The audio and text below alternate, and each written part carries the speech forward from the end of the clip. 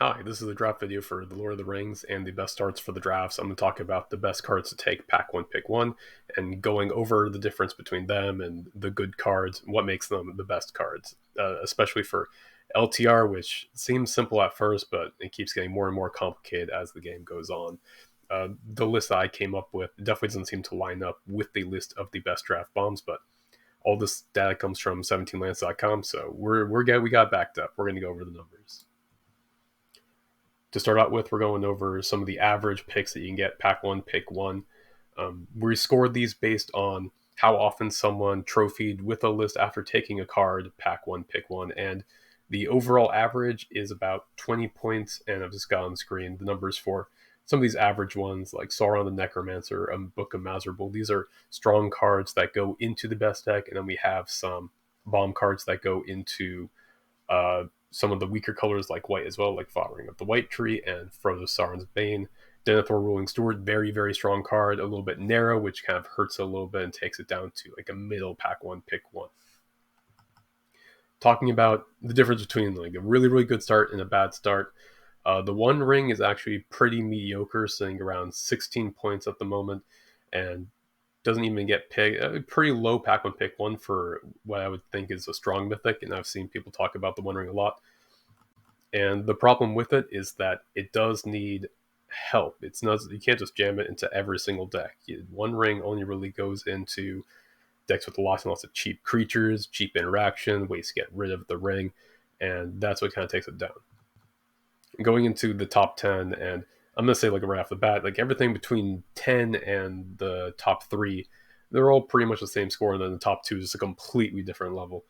The Palantir, sitting at number 10, but it could easily be like number 5, is a cheap artifact, goes into every deck, asks you nothing, goes great into control decks, and that's what separates it from the ring, is that it can go into every control deck and does fantastic. At number 9 is Dunland Crebain. Commons usually don't make it up into the top 10, but to make it there, you have to be in the strongest color, and you have to be good in multiples. And because Dunland Crebain is in a low resource format, everything has to pull its own weight, giving you 2 bodies in 1 card, and the fact that you can just spam these every turn of the game, it feels fantastic, makes it one of the big winners of the set. Very, very strong common to start with. Arwen Mortal Queen sits at number 8, and this one's fun because it goes against all the rules that you would think. It's in a weak color, and it's multicolor, and both the colors are actually weak. Green-white is one of the weaker colors in the format. So why is this scoring so well? And I've actually seen this kind of phenomenon before in March of the Machines as well. Arwen is a very good hedge because if you are in green-white, and green-white's open, you get a fantastic deck. If green-white's not open, it'll mean red-black is open, and you can draft red-black and still get a good seat. And that's what makes it a really good pack one, pick one. You have a great fallback plan. If Arwen's not working out, you get to go red-black, and you're still going to do really well. So just grab it, take it, run with it. Number 7 is Eomer of the Riddermark, and this kind of represents, I think, all the red-white decks as well. Eomer's great in red-white. He pressures life totals. He's big. He's huge. He hits really hard. He creates an extra body for the decks that want to go wide. And he is even like splashable enough because he makes extra bodies and he pressures life totals. He goes great into like the kind of red-black space where you can use the extra bodies and you are pressuring the life total really, really hard. It's coming down and hitting for 5. It's huge. Witch-king of Angmar, number 6.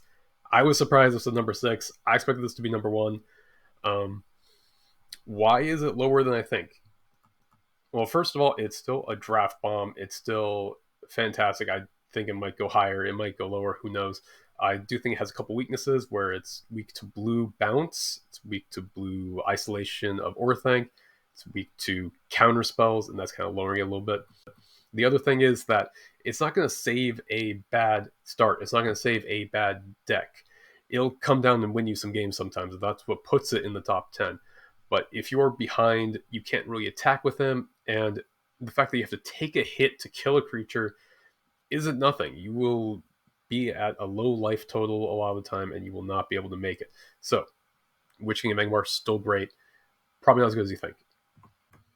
At number 5 is actually his pet, the Voracious Fellbeast. So why is this one so much better than the Witch-king? So first of all, this fits pretty well into decks that are otherwise like not really winning. So it can save you if you're trying to make a ramp deck. And the reason why Voracious Fellbeast is so good is that it is the best thing to do at near the end of the game. At 6 mana, it is the best thing you cast for 6 mana. It's huge, and it takes the momentum out of any aggressive start. It comes down, it blocks really well. It gives you a food, it takes a creature from them. It is actually very easy to slam this down and stabilize, and just being a low resource format, a card that does 3 things like that ends up being massive. It is worth making a ramp deck, and if this is a payoff for your ramp deck, you feel great. If you're playing an aggressive deck and you just have this to close out a game, it feels great. The fact that it goes into so many spaces is what puts it over at number 5. Number 4, Fear Fire Foes. Anyone who's played against this knows why it's so strong. There's a lot of 1 toughness creatures in the format, and every point of material matters because of the way ring bearers work. You usually don't want to spend a removal spell onto a ring bearer, but if you just burn a big creature and you get the ring bearer for free, it feels so good. That's what puts it over the top. Goes great in aggressive decks, goes great in control decks, it's good on the draw, it's good on the play.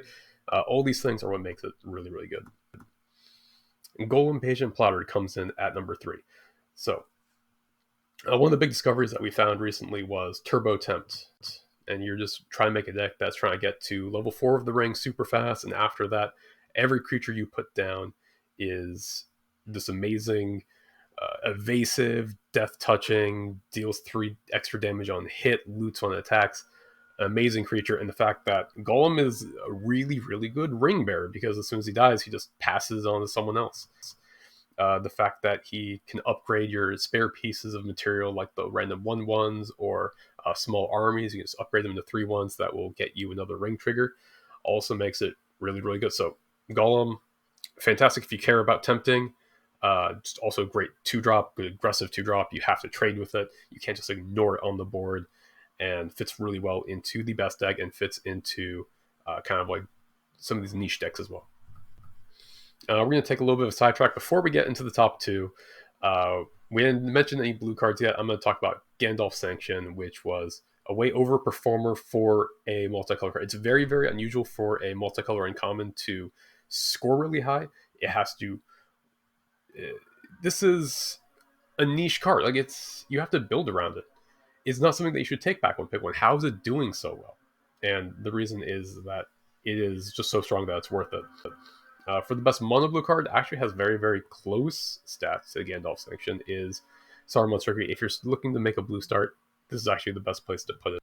So the fact that people are just taking Gandalf Sanction, pack 1, pick 1, or Saruman's Trickery, pack 1, pick 1, and just running with it, making blue-red, is actually a very, very good sign that you should also be interested in going for the deck. Radagast the Brown is the top green pack 1, pick 1, which makes a lot of sense. It's a very strong mythic. Replaces himself when he comes down. Hopefully, I think he has a chance to miss. The fact that the boards are usually pretty small, it means that you won't run into his downside, which means that you have to find a creature that you don't have already. And the fact that he's strong enough to save like some of these dorky green decks makes him, pretty safe pack 1, pick 1. Even if you end up having a train wreck, Radagast can still save you. And to put some attention on white, Boromir is the top white pack 1, pick 1. Very close to his, common successor, the Aaron Rider of Gondor, who draws you a card if you draw a legendary creature. Kind of segues into why Boromir fits really well into the white archetypes. The first one is, of course, legendary creatures, and kind of like going wide with creatures as well, I guess I should say. Works really well with the White Tree and Aaron Rider himself. Having legendary creatures is kind of a big deal. Protecting your boards is a big deal, so that's why he fits well into that.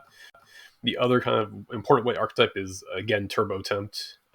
Just having a on-command ring tempt to either you can save the ring bearer or move it on someone else. Both of those are super important for this archetype, because the ring bearer is just, must kill on command, and if you can just save it, then you will usually win the game. So now we're going into number 2, and Orcish Bowmasters is putting up massive amount of points. Like I said, there was a big gap between number 3 and number 2. Just to like say, like the typical average was like Denethor around 20 points, going up to Witch-king at 26 points. The same gap between Denethor and Witch-king is the gap between Witch-king and Orcish Bowmasters. Orcish Bowmasters is crazy. It's just taking a machine gun like back in time to medieval times, and it'll just murder ring bears. It is the card that just saves games. It is very close to Voracious Fellbeast just for 2 mana and flash. The fact that they also just have to kill the Orcish Bowmasters, actually, after it kills something, makes a material, you still have to kill it, because if you ever draw a card, it just blows you out completely. The card's hilariously strong. I found like one trophy deck list that got 2 Orcish Bowmasters pack 1, or not pack 1, pick 1. And of course, the whole friggin' list went 7-0. It is just steamrolls games, makes them into non-games. Just like our number 1 pack 1, pick 1. Well deserved, and only slightly above Orcish Bowmasters to say like how strong these things are.